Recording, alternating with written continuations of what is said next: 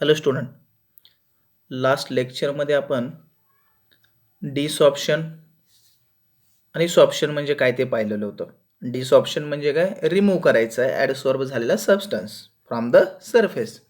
आणि सॉप्शन म्हणजे काय पाहिलं होतं आपण, दोन्ही क्रिया म्हणजे ॲडसॉर्प्शन आणि ॲब्सॉर्प्शन हे सायमल्टेनियसली ज्या वेळेला घडतं, टेक्स प्लेस होतं, त्यावेळेला त्याला आपण सॉप्शन असं म्हणतो. तर आजच्या लेक्चरमध्ये आपल्याला ॲडसॉर्प्शन आणि ॲब्सॉर्प्शन या दोघाच्या मधला डिस्टिंग्विश पाहायचा आहे. या दोघाच्या मधलं काय करायचं आपल्याला, डिस्टिंग्विश म्हणजे काय, फरक. ॲडसॉर्प्शन आणि ॲब्सॉर्प्शन या दोघाच्या मधलं काय करायचं आहे, डिस्टिंग्विश बघायचं आहे. तर आपण दोन कॉलम करून तयार करत असतो. एक ॲडसॉर्प्शनचा आहे आणि दुसरा ॲब्सॉर्प्शनचा आहे. येते का लक्षात? बघा, एक कॉलम आहे आपल्याकडं ॲडसॉर्प्शनचा आणि एक आहे ॲब्सॉर्प्शनचा. एका बाजूला घेतलं आपण ॲडसॉर्प्शन, दुसऱ्या कॉलममध्ये आहे ॲब्सॉर्प्शन. या दोघांच्या मधला फरक आपल्याकडं पाहायचा आहे. त्यातला आता फर्स्ट पॉईंट आहे पहा आपल्याकडं. ॲडसॉर्प्शनमध्ये ॲडसॉर्ब्ड मॅटर, ॲडसॉर्ब्ड म्हणजे वरून साचलेलं, adsorbed matter concentrated only at the surface. हे कुठं कॉन्सन्ट्रेट होतं, एकवटतंय. कॉन्सन्ट्रेट होणे म्हणजे एकवटतं. कुठं एकवटतं, त्याच्या पूर्णपणे बॉडी सगळीकडं का फक्त त्याच्या सरफेसला, वरती पृष्ठभागावरती, वरती फक्त पृष्ठभागावरती.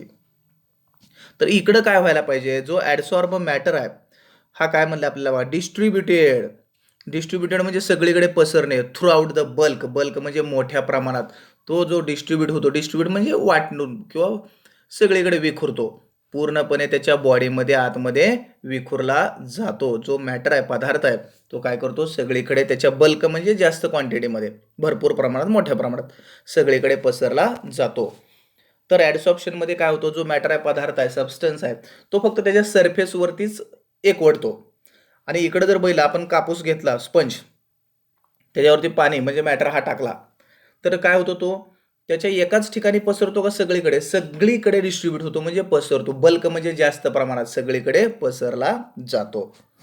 दुसरा पॉईंट आपल्याकडे बघा, ॲडसॉर्प्शनमध्ये it is a surface phenomenon. हा कसला फिनॉमिनन आहे, कन्सेप्ट आहे सरफेसचा, फक्त सरफेसच आहे ना, सरफेसचाच आपण विचार करतो, दुसरीकडे तो जातच नाही. हा कसला आहे बघा आता, it is a bulk phenomenon. Bulk म्हणजे मोठ्या प्रमाणात सगळीकडे, थोडक्यात बल्क म्हणजे सगळीकडे. सरफेसचा विचार न करता स्पंज घेतला, तर स्पंजवर आपण पाणी टाकल्यानंतर ते फक्त वरतीच थांबत नाही, सगळीकडे थांबतो. सगळीकडचा बल्क म्हणजे मोठ्या प्रमाणाचा त्या विचार करावा लागेल, पूर्ण बॉडीचा का फक्त पृष्ठभागा सरफेसचा, पूर्ण बॉडीचा, म्हणजे हा बल्क फिनॉमिनन आहे. तिसरा पॉईंट आपला, depends upon temperature and pressure. T म्हणजे टेम्परेचर आणि पी म्हणजे प्रेशर. आता टेम्परेचर आणि प्रेशरवरती हे ॲडसॉर्प्शन डिपेंड असतं. कमी जास्त केलं की ते कमी जास्त होतं, हे खाली आपल्याकडे डिटेलमध्ये आहे. तर ॲब्सॉर्प्शन हे टेम्परेचर आणि प्रेशरवरती इनडिपेंडंट आहे.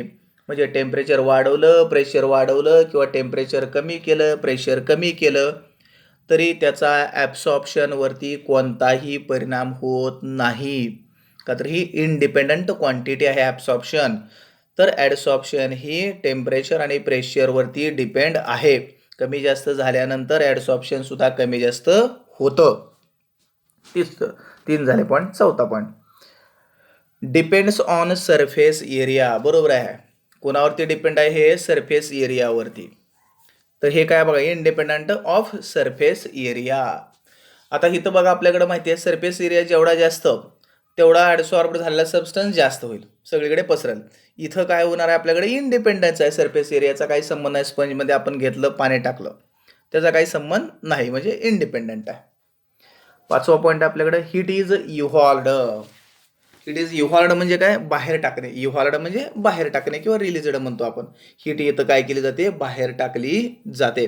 का तर सरफेसवरती जर हा सबस्टन्स आपण टाकला तर थोडंसं नाही म्हणलं तर फ्रिक्शन होणारच आहे, म्हणजे घर्षण होणारच आहे, म्हणजे तिथं उष्णता निर्माण होणारच आहे. ही उष्णता मग आपल्याला काय दिसते, गरम लागलेलं दिसतं. हीट म्हणजे उष्णता बाहेर पडते, हिट इज युहॉल्ड. इकडं मात्र काय होणार आहे, काहीच फरक पडणार नाही, तर घर्षण वगैरे होतच नाही. तो सबस्टन्स कुठं जातो, डायरेक्ट सरफेसवर न जाता बल्क क्वांटिटीमध्ये, म्हणजे पूर्ण त्याच्या बॉडीमध्ये. त्यामुळं तिथलं टेम्परेचर वाढणार पण नाही आणि कमी पण होणार नाही, म्हणजे हीट अजिबात वाढत पण नाही आणि कमी पण होत नाही, म्हणजे नो हीट चेंज. इथं मात्र काय होते, हिट इज युहॉल्ड म्हणजे उष्णता बाहेर टाकली जाते. अशा पद्धतीनं आपल्याला ॲडसॉर्प्शन आणि ॲब्सॉर्प्शनचे 5 पॉईंट इथं दिलेले आहेत. जर एक्झामला आले तर तुम्हाला हे 4 पॉईंट लिहिणं गरजेचं आहे 2 मार्कासाठी. क्वेश्चन कसा असणार आहे त्याच्यावरती, डिस्टिंग्विश बिटवीन ॲडसॉर्प्शन अँड ॲब्सॉर्प्शन.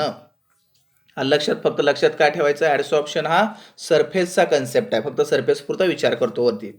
तर ॲब्सॉर्प्शन हे बल्क क्वांटिटी आहे. लक्षात बघा, सगळीकडे पसरलं जातं. पुढचा पॉईंट आपल्याकडे महत्वाचा होता, टाइप्स ऑफ ॲडसॉर्प्शन. आपल्याकडे आता पुढचा पॉईंट आहे टाइप्स ऑफ ॲडसॉर्प्शन.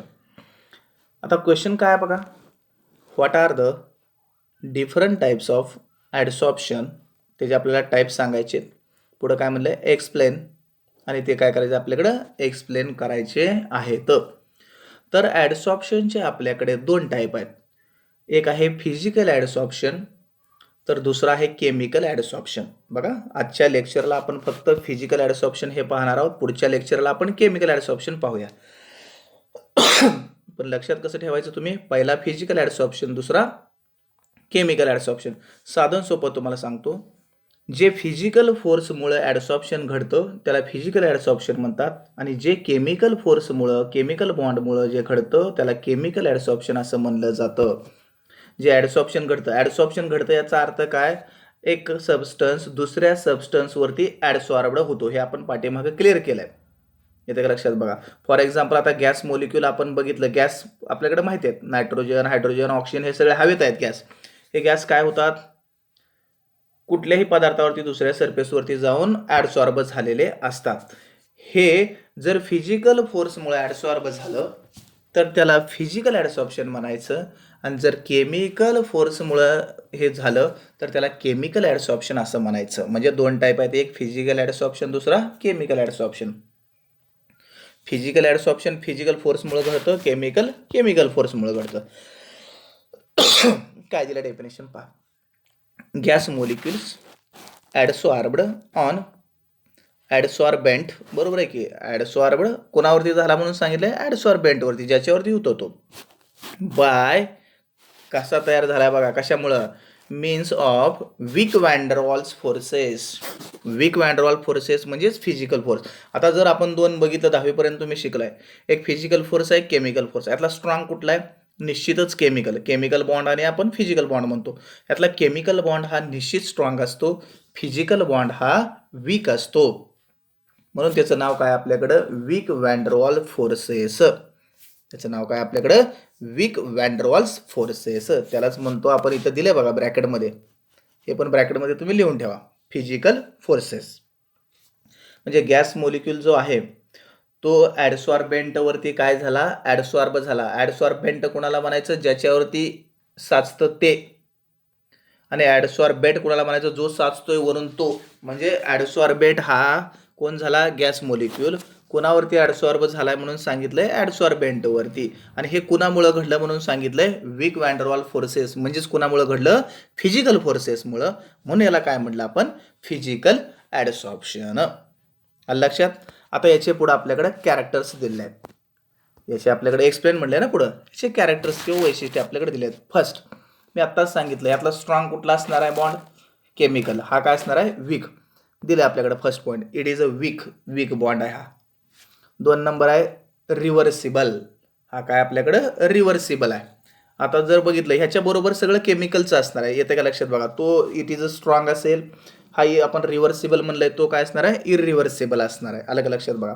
हा नॉट स्पेसिफिक आहे, तो स्पेसिफिक असणार आहे. चौथा पॉईंट आपल्याकडे लो हीट ऑफ ॲडसॉर्प्शन. इथं लो हीट ऑफ ॲडसॉर्प्शन घडतं का, तर फिजिकल फोर्स आहे, हा वीक आहे, म्हणजे लो हीट ऑफ ॲडसॉर्प्शन आहे, तर ते काय असणार आहे, हाय हीट ऑफ ॲडसॉर्प्शन.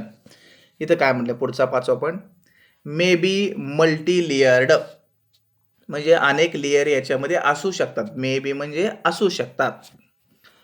पुढं 6वा पॉईंट आहे आपल्याकडे, ऑकर्स ॲट, कधी घडतं बघा हे, ऑकर्स ॲट लो टेम्परेचर. हे लो टेम्परेचरलाच घडतं का, तर फिजिकल फोर्स आहे, वीक आहे, तो हाय टेम्परेचरला घडतो. Occurs at low temperature and, पुढं काय म्हणलंय बघा, डिक्रीजेस, कमी होतो, विथ इन्क्रीजिंग टेम्परेचर.